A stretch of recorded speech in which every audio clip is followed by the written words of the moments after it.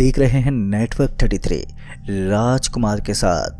दोस्तों, वीडियो में आगे बढ़ने से पहले अगर अभी तक आपने चैनल सब्सक्राइब नहीं किया है तो कर लें और वीडियो को भी लाइक शेयर कमेंट ज़रूर कर दें। तो चलिए लेकर चलता हूं मैं आज की दो दिल दहला देने वाली भूतिया कहानी की ओर।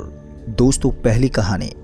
मैं डॉक्टर अजय हूं और ये कहानी उस भयावह अनुभव की है जो मैंने अपने छोटे से अस्पताल में देखी थी।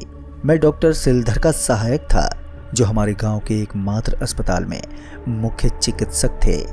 डॉक्टर सिलधर एक सम्मानित व्यक्ति थे, लेकिन पिछले कुछ महीनों से उनके व्यवहार में अजीब बदलाव आया हुआ था। वे अक्सर देर रात तक अस्पताल में रुकते और उनके चेहरे पर एक अजीब सी बेचैनी दिखती। मैंने शुरू में इसे काम का तनाव समझा, लेकिन जल्दी मुझे एहसास हुआ कि कुछ बहुत ही गलत हो रहा था। मैंने पहली बार उस मरीज को एक रात देखा जब मैं कुछ कागजात लेने अस्पताल वापस गया था। अस्पताल का पिछला हिस्सा जो आमतौर पर बंद रहता था, वो उस रात हल्का सा खुला हुआ था। वहां से आने वाली ठंडी हवा में एक अजीब सी सड़ांध थी। तो मैंने सोचा कि शायद कोई जानवर अंदर घुस गया होगा, लेकिन जब मैंने दरवाज़ा खोला तो मेरे पैरों तले ज़मीन खिसक गई। वहाँ पर एक मरीज था जिसे मैंने पहले कभी नहीं देखा था। उसका चेहरा पीला और सूखा हुआ था। उसकी आंखें काली, खोखली और बहुत ही डरावनी थी। वो किसी मुर्दे की तरह बिस्तर पर बंधा हुआ था और उसके शरीर पर कई सुइयां चुभी हुई थी।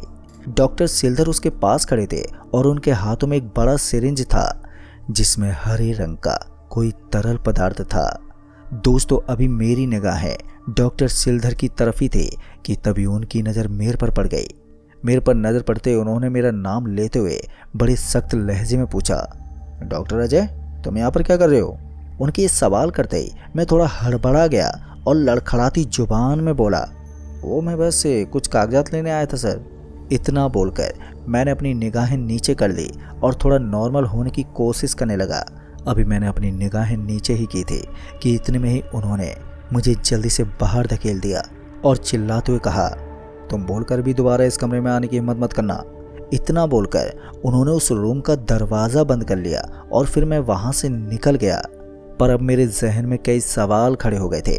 साथ ही अब मेरा ध्यान गांव के उन मरीजों पर भी जाने लगा था जो यहाँ से अपनी बीमारी का इलाज करवा ले जाते थे। पर कुछ ही दिनों में उनके साथ दूसरी अजीब अजीब घटनाएं होने लगती थी। मसलन उनमें से कई मरीजों को बहुत ही भयानक आवाज़ें सुनाई देने लगती थी और वो आवाज़ें कहाँ से आ रही हैं और क्या कहना चाह रही थी उन्हें ये पता नहीं चलता था। मानो उन्हें भ्रम हो रहा हो, जिसके चलते उनका व्यवहार धीरे धीरे हिंसक होने लगा। इसके साथ साथ कई मरीज ऐसे भी थे जिन्हें एक आदमी नजर आता जिसका पीला चेहरा, काली खोखली आंखें थीं, जो उन्हें अपने पास बुलाने की कोशिश करता।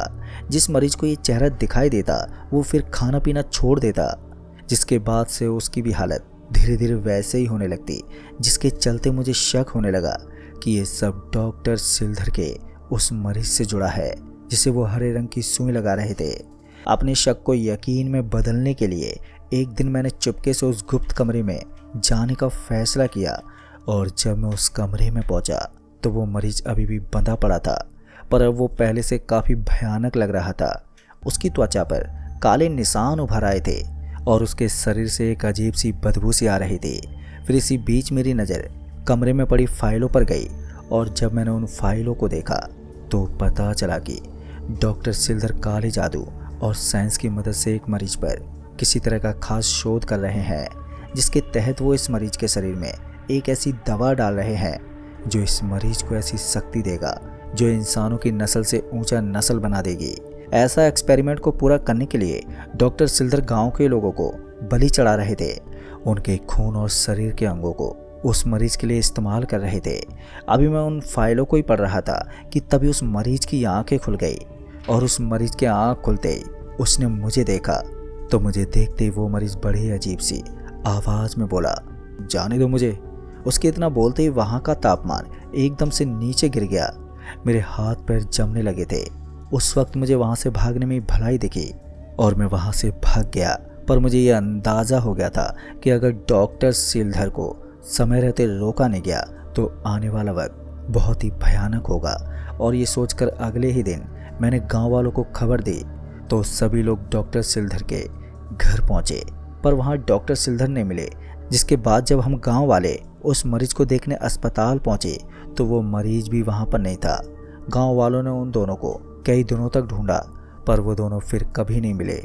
पर दोस्तों, वो दोनों कहाँ गए, आज तक उन दोनों का कोई भी अता पता नहीं है। ये बस एक महज राज और राज ही बनकर रह गया। तो दोस्तों, इस कहानी में बस इतना ही। तो चलिए लेकर चलता हूँ आपको एक और भूतिया डरावनी कहानी की ओर। दोस्तों, दूसरी कहानी इस प्रकार है। देर रात का समय था। उस वक्त झेलम हाईवे पर पूरी तरह से सन्नाटा पसरा हुआ था। सड़क के दोनों ओर घने जंगल और दूर दूर तक कोई इंसानी बस्ती तक नहीं थी। मैं रमेश अपनी एम्बुलेंस में उस वक्त अकेला था और उस अंधेरी रात में करीब 1 बजे होंगे जब मैं एक छोटे से गांव के अस्पताल से एक मरीज की लाश लेकर शहर की ओर बढ़ रहा था। उस लाश को सफ़ेद कपड़े में लपेटा गया था और एम्बुलेंस के पिछले हिस्से में रखा हुआ था। उस वक्त मेरे साथ कोई और नहीं था, बस मैं और उस सब के अलावा। उस समय हाईवे पर हल्की हल्की धुंध छाई हुई थी, पर मेरी एम्बुलेंस की हेडलाइट धुंध को चीरते हुए आगे बढ़े जा रही थी। चारों तरफ एक अजीब सी खामोशी थी कि तभी मैंने अपने आप को व्यस्त रखने के लिए गुनगुनाना शुरू किया, लेकिन मन में एक अजीब सी बेचैनी थी। शायद इसीलिए कि मैं पहली बार इतनी रात को अकेले किसी लाश को लेकर जा रहा था। फिर अचानक ही मुझे लगा कि पीछे से कोई आवाज़ आई है, एक हल्की सी खटपट, जैसे कोई चीज़ हिली हो। मैंने रियर व्यू मिरर में पीछे देखा तो मुझे कुछ दिखाई नहीं दिया। ऐसा लग रहा था शायद कोई सामान गिरा होगा। फिर मैंने खुद को तसल्ली दी और फिर से सड़क पर ध्यान दिया, लेकिन कुछ ही पलों बाद फिर से एक और आवाज़ आई, पर इस बार यह आवाज़ साफ थी। एक धीमी कर्कशी सांस की आवाज़, जिससे मेरे रोंगटे खड़े हो गए। तभी मैंने ब्रेक मारकर गाड़ी रोक दी और पीछे मुड़कर देखा तो सफ़ेद कपड़े में लिपटा वो शव अभी भी उसी जगह पर था, बिल्कुल स्थिर। लेकिन मेरी दिल की धड़कनें अभी भी काफ़ी तेज हो रही थी। फिर मैंने खुद को समझाते हुए कहा, अरे रमेश, तू पागल लग रहा है यार। और ये कहते हुए गाड़ी फिर से स्टार्ट की। लेकिन अभी मैंने कुछ ही किलोमीटर की दूरी तय की थी कि तभी पीछे से एक और आवाज़ आई, पर इस बार ये कोई खटपट या सांस की आवाज़ नहीं थी। ये एक शब्द था जिसने मेरा नाम पुकारा था, रमेश। अब ये सुनते ही मेरी रीढ़ की हड्डी में एकदम से सिरहन सी दौड़ गई। वो आवाज़ धीमी थी लेकिन पूरी तरह से साफ थी।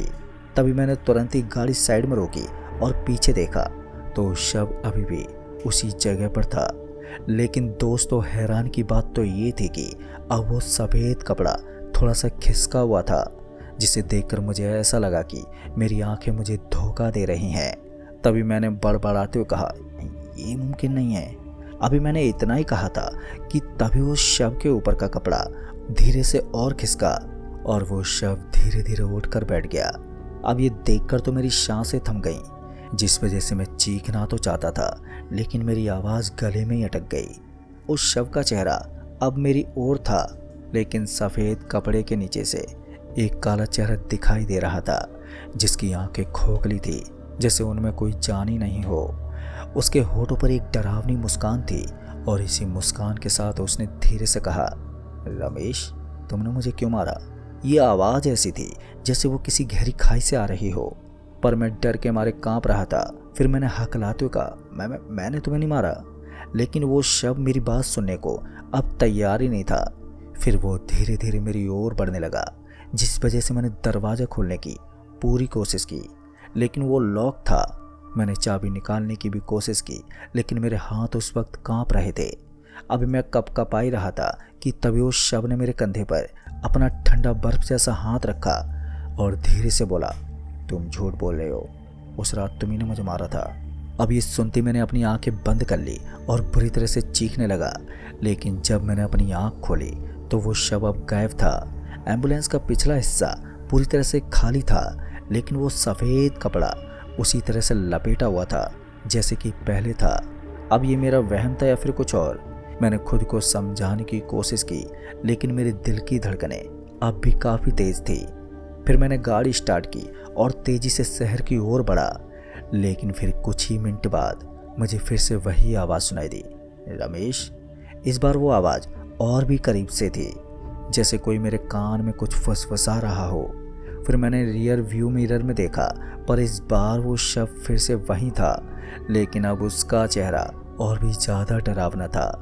दोस्तों उस वक्त उसकी आंखों से खून बह रहा था और उसकी मुस्कान अब एक भयानक हंसी में बदल गई थी। तभी वो मेरी ओर झपटा तो मैंने चीखते हुए गाड़ी को साइड में मोड़ दिया, जिस वजह से एम्बुलेंस सड़क से नीचे जंगल की ओर लुढ़क गई। और फिर जब मुझे होश आया तो मैं एम्बुलेंस के अंदर उल्टा लटका हुआ था। मेरे सिर से खून बह रहा था और मेरे शरीर में काफ़ी दर्द भी हो रहा था। मैंने अपने आसपास भी देखा, लेकिन वो शव अब वहाँ से गायब था। फिर मैंने जैसे तैसे खुद को बाहर निकाला और सड़क की ओर चलने लगा। पर अब मेरे दिमाग में बार बार वही सवाल घूम रहा था, क्या वो सचमुच एक भूत था या फिर मेरा दिमाग मेरे साथ खेल रहा था। पर जैसे ही मैं सड़क पर पहुंचा तो मुझे दूर से एक गाड़ी की लाइट्स दिखाई दी। मैंने हाथ उठाकर उसे रोकने की कोशिश की तो वो गाड़ी रुकी, और जब मैंने ध्यान से देखा तो उसमें से एक बूढ़ा आदमी निकला। उस बूढ़े आदमी ने मुझे देखते हुए कहा, अरे बेटा तुम ठीक तो हो, ये क्या हाल बना रखा है आपने। इस पर मैंने उन्हें सारी बात बताई। बताते वक्त मेरी आवाज़ उस वक्त कांप रही थी और मैं बार बार पीछे मुड़कर देख रहा था, ये डरते हुए कि कहीं वो शव फिर से ना दिख जाए। दोस्तों उस बूढ़े आदमी ने मेरी बात ध्यान से सुनी और फिर एक गहरी सांस ली और फिर कहा, बेटा ये झेलम हाईवे कोई साधारण सड़क नहीं है। यहाँ कई साल पहले एक भयानक हादसा हुआ था। एक लड़की को कुछ गुंडों ने मार डाला था और तब से उसकी आत्मा यहाँ पर भटकती है। लोग कहते हैं कि वो उन लोगों को तंग करती है जो उसकी मौत के लिए जिम्मेदार थे। अब ये सुनते ही मेरे होश उड़ गए और फिर मैंने उन बूढ़े बाबा से कहा, लेकिन मैंने तो कुछ नहीं किया। तब उस बूढ़े आदमी ने मेरी ओर देखा और कहा, शायद तुमने कुछ किया हो जो तुम्हें याद नहीं है, या शायद वो तुम्हें किसी और के लिए गलत समझ रही हो। अब उस बूढ़े आदमी की बातें मेरे दिमाग में घूमने लगी थी। फिर मैंने उस रात को याद करने की कोशिश की जब मैंने उस लड़की को देखा था।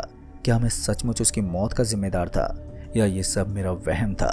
उस बूढ़े आदमी ने मुझे अपनी गाड़ी में बिठाया और शहर की ओर ले गया।